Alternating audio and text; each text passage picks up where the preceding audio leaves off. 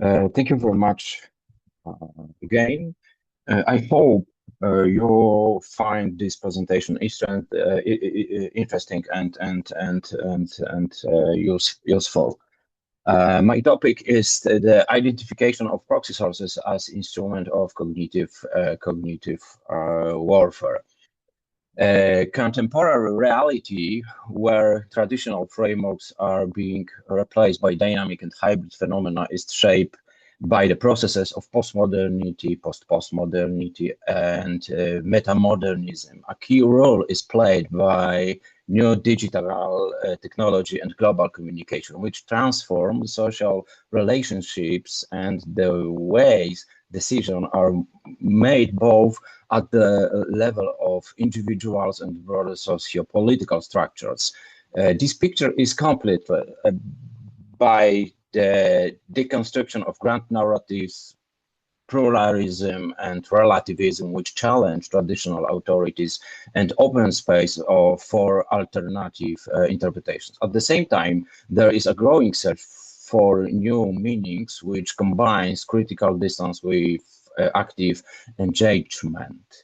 Today, technology, culture, and our way of thinking about the world are deeply interconnected. They form a complex network that shapes our everyday lives as fluid and multidimensional. This change can also be seen in the nature of modern conflicts, which are more and more often non-kinetic. One important example is cognitive warfare, in which so-called proxy sources play a crucial role. My presentation focuses on proxy sources, intermediaries used in disinformation campaigns as part of cognitive warfare. The main research question is, how can we identify proxy sources that act as tools of cognitive warfare?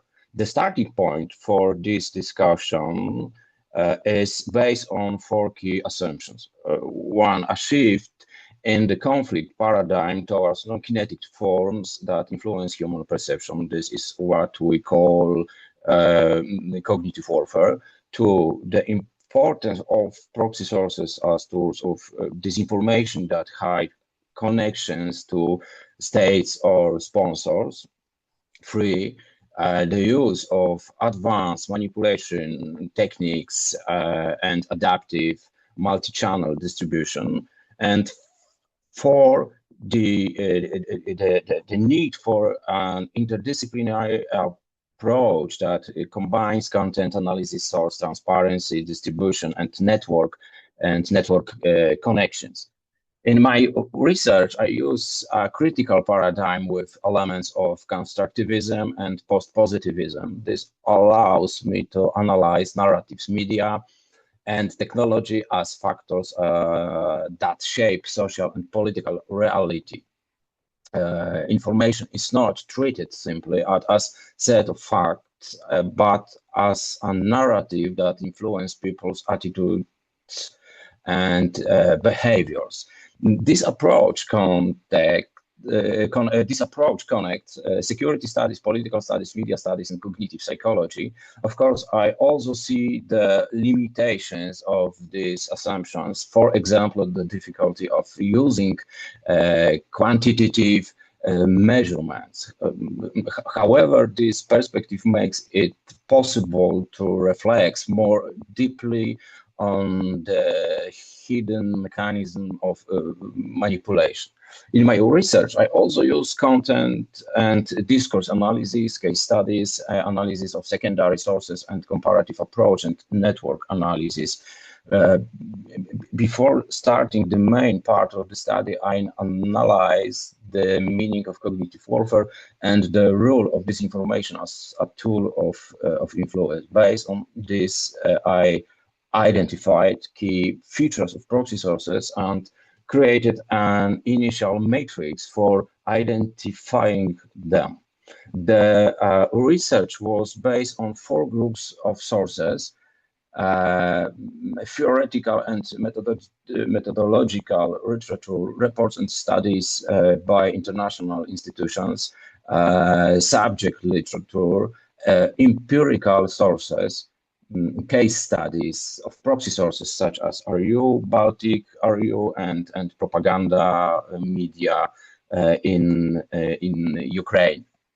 There is an ongoing debate about whether cognitive warfare is a completely new phenomenon or just a development of older forms of conflict.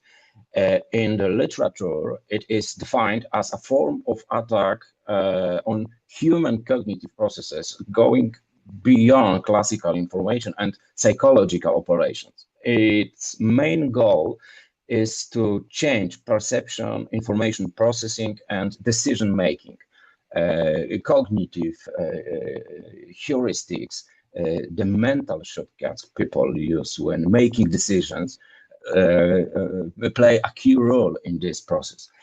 Modern influence operations use advanced digital technologies along with knowledge from neuroscience and behavioral sciences. These tools allow for precise targeting and personalized messaging. Because of that, cognitive warfare is interdisciplinary and supports more complex influence strategies and than even before. Some experts see cognitive warfare as an evolution of psychological warfare, which was based on mass media and propaganda techniques. However, this new type of operation uses tools like machine learning, big data, virtual reality, making it possible to influence both individuals and large groups. Unlike psychological operations, cognitive actions are much harder to detect and attribute to specific actors. They rely on narrative manipulation, which is based on behavioral analysis and users' digital footprints. Synthetic media are also used to create such content, which further destabilizes the information infrastructures and makes defense more difficult. The biggest challenge is identifying the attacks and those responsible for them. This is where proxy sources play an important role. They act as intermediaries that hide the real origin of these messages. The term proxy has been used in academic literature for decades in different contexts. Even though this name was not always used, such intermediaries have been present since the early days of propaganda and disinformation campaigns. In a 2020 report by the US Department of State, the term described communication channels that are formally independent, but in fact spread manipulative content, while allowing their sponsors to deny any connection. Because of their number and variety, they increase epistemic chaos and give more credibility to false narratives.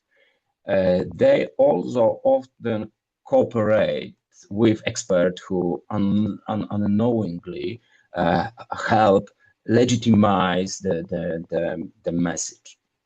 In the literature, we can find different terms like proxy sites, proxy outlets, actors, or media. What they have in common is the ability to hide the real sources while still influencing public opinion, both domestic and international. Their effectiveness comes from their network of connections, support from intelligence services, narrative tactics, and global reach. These structures often combine digital and traditional media and create multi-channel messaging. Other strengths of proxy sources include multilingualism, regional targeting, and dynamic adaptation to changes in the information environmental. Their role becomes especially important in information isolated areas such as occupied territories in Ukraine, where these actors often replace independent media. They also use search engine optimization techniques to expand their reach and attract advertisers. The manipulation techniques they use include twist framing, changing the context, demonization, selective presentation of facts, and emotional reinforcement.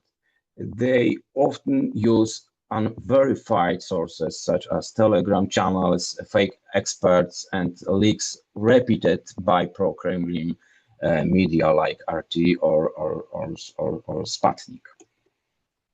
The analysis we have carried out so far allows us to point out at least a few basic features of the already identified proxy sources. Bringing these elements together in one concept helps us create an initial matrix. This matrix can be a starting point for further research and for building analytical tools to help identify such sources.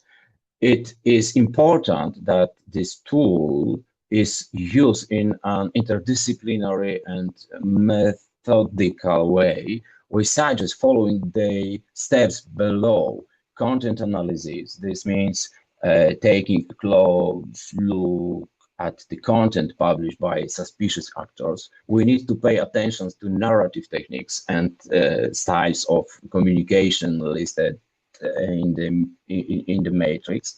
Sources verification. We should check how transparent the information is about the owners and sources of funding.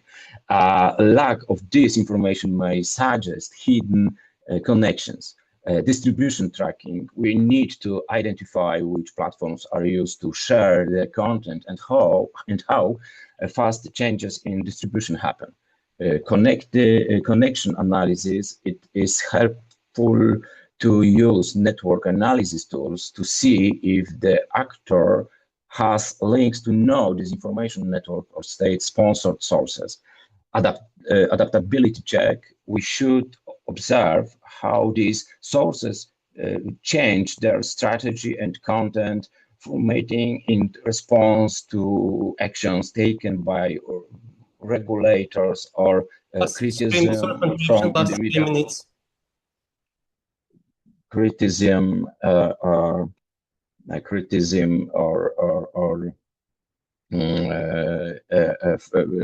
from media organization. On the slide, you can see a table that shows the main features of proxy source in present 6 key criteria, such as how they hide their real sponsors, how they use emotional narratives, and how they operate across multimedia platforms. Each row explains what they do, how they do it, and how we can identify them. For example, they often change names and domains, use expert to build trust, and show signs of connections to state actors. This helps us better understand how proxy sources work in this information campaign. To sum up, the analysis of proxy sources in the context of cognitive warfare has helped to deepen our understanding of modern forms of disinformation. In the study, I pointed out the basic criteria for identification proxy sources. I should also be treated as only a part of a larger whole that required expansions with additional criteria, and finally the question is here, and here is. Thank you very much. Thank you for your attention.